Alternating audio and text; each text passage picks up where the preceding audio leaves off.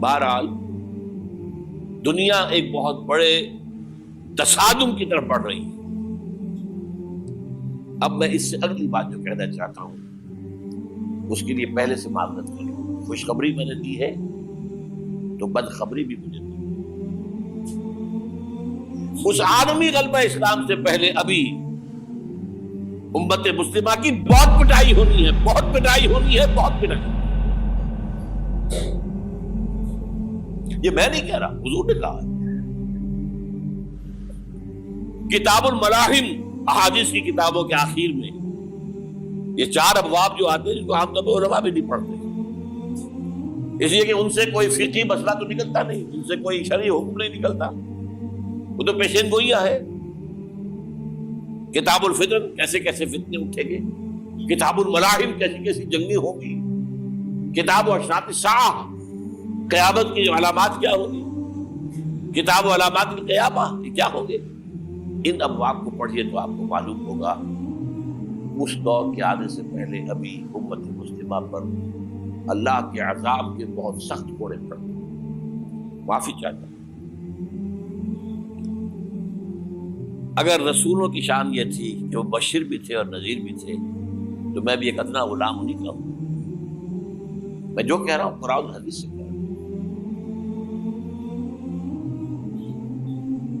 یہ عذاب کیوں آئے گا؟ امت مسلمہ بحیثیت مجموعی اللہ کی نگاہ میں مجرم، بہت بڑی مجرم. کیوں؟ 1 انچ زمین دنیا میں نہیں دکھا سکتی جہاں اللہ کا دین قائم. یہ مذہب ہے، مسجدیں ہیں، حج ہے اور عمرے ہیں، یہ مذہب ہے. دین کہاں ہے؟ اللہ کا نظام کہاں ہے؟ دین حق کہاں ہے؟ وہ نظام عدل کہاں ہے؟ وہ نظام سیاست کہاں ہے؟ وہ قانون شریعت کہاں ہے؟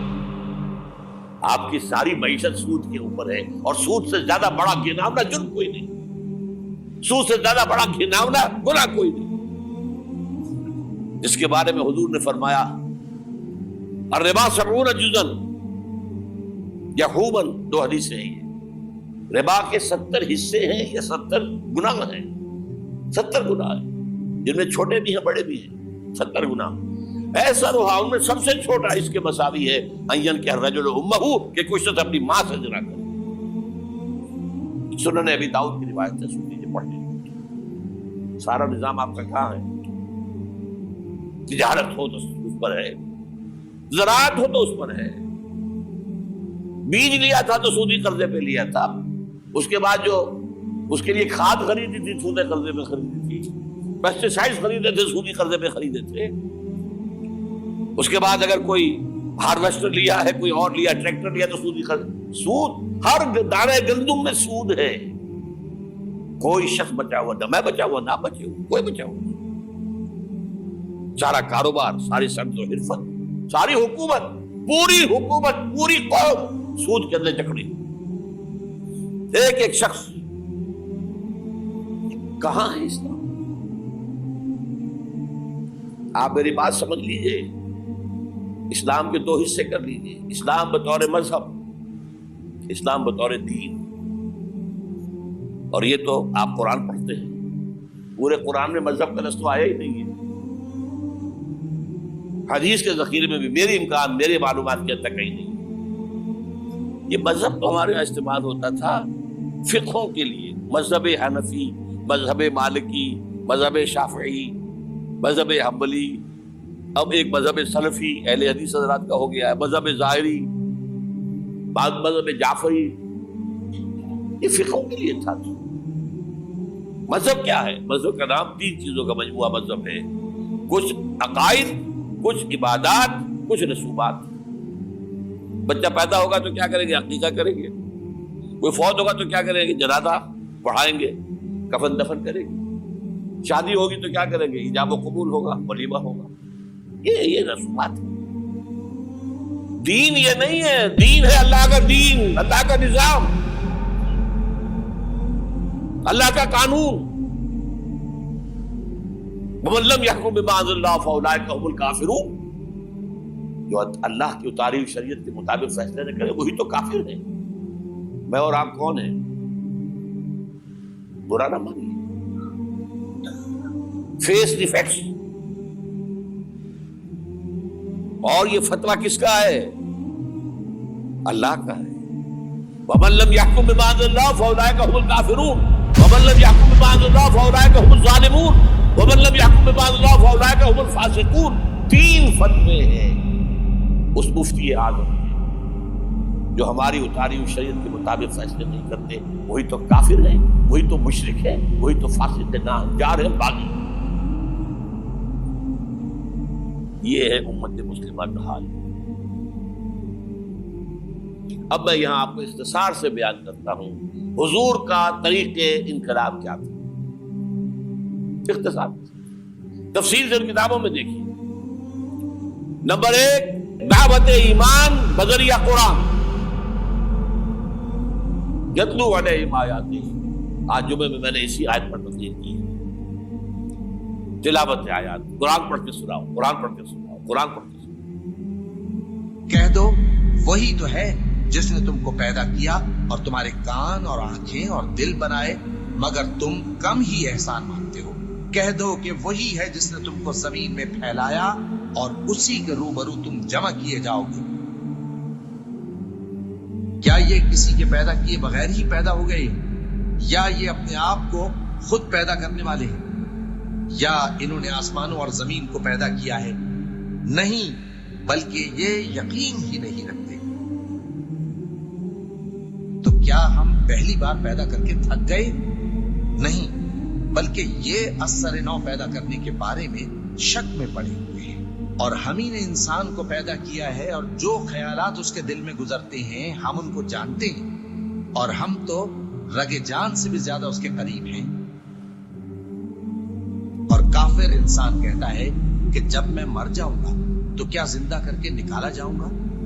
کیا ایسا انسان یاد نہیں کرتا کہ ہم نے اس کو پہلے بھی تو پیدا کیا تھا جبکہ وہ کچھ بھی چیز نہ تھا؟ جو تمہارے پروردگار کی قسم, ہم ان کو جمع کریں گے اور شیطانوں کو بھی, پھر ان سب کو جہنم کے گرد حاضر کریں گے اور وہ گھٹنوں پر گرے ہوئے ہوں گے. وہی زندہ کو مردے سے نکالتا ہے اور وہی مردے کو زندہ سے نکالتا ہے, اور وہی زمین کو اس کے مرنے کے بعد زندہ کرتا ہے, اور اسی طرح تم دوبارہ زمین میں سے نکالے جاؤ گے.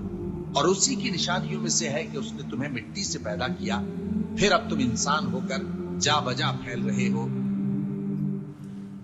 اس قرآن کے ذریعے سے دلوں میں ایمان پیدا ہو, یقین والا ایمان. دیکھیے, برا نہ مانے, مغالطے میں نہ رہیے. میرے اور آپ کے دلوں میں ایمان نہیں ہے, عقیدہ ہے. عقیدہ ہے, والدین سے ملا ہے. یقین والا ایمان کہاں ہے؟ اپنے گریبان میں جھانکیے, اللہ آپ کو توفیق دے. کیا مجھے واقعی یقین ہے کہ مجھے مرنے کے بعد جی اٹھنا ہے؟ کیا مجھے یہ واقعی یقین ہے کہ اصل زندگی آخرت کی زندگی ہے؟ کیا مجھے واقعی یقین ہے کہ قرآن اللہ کا کلام ہے؟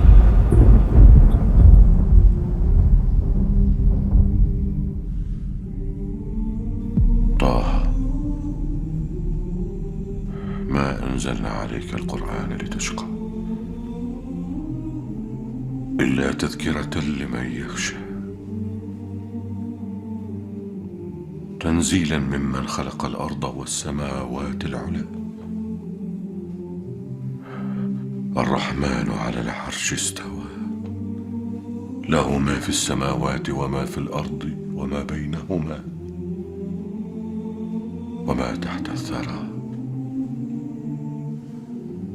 وأن تجهر بالقول فإنه يعلم السر وأخفى الله لا إله إلا هو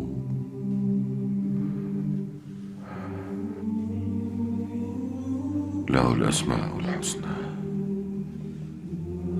ٹٹولی اپنے دلوں کو. اگر یقین ہوتا کہ اللہ کا کلام ہے تو آپ اس کو سمجھنے کے لیے عربی بھی نہ سیکھ سکتے. انگریزی آپ پڑھے, اور پڑھی آپ نے ایسی کہ انگریزوں کو پڑھا دے. کیا نہیں کیا, پی ایچ ڈیز کر رہے ہیں, کون کون سے فنون نہیں سیکھے, ڈاکٹر. اتنی عربی نہیں سیکھی دعویٰ ہے کہ تمہارا یقین تھا میری کتاب پر، اللہ پوچھے گا تمہارا سلوک کیا تھا میری کتاب کے ساتھ، تم نے پڑھا اس کو، سمجھا اسے سمجھنے کے لیے عربی سیکھی؟ نہیں، تو تم جھوٹ بول رہے ہو، تمہارا کوئی ایمان نہیں تھا میری کتاب پر۔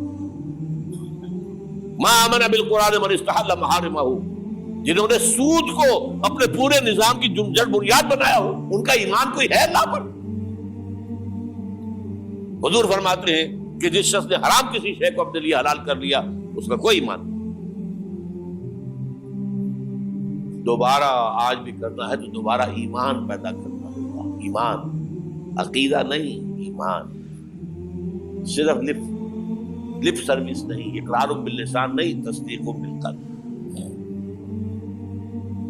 جو لوگ آئے جن کے دلوں میں ایمان پیدا ہوا پھر ان کا تزکیہ کیا، تطہیر فکر، تصفیہ قلب، تجلیہ روح، تزکیہ نفس، اندر کا باطن دھو دیا قرآن۔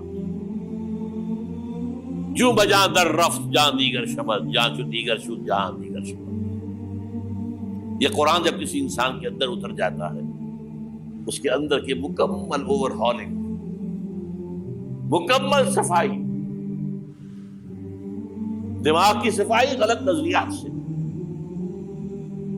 دل کی صفائی غلط نیتوں سے، غلط ارادوں سے،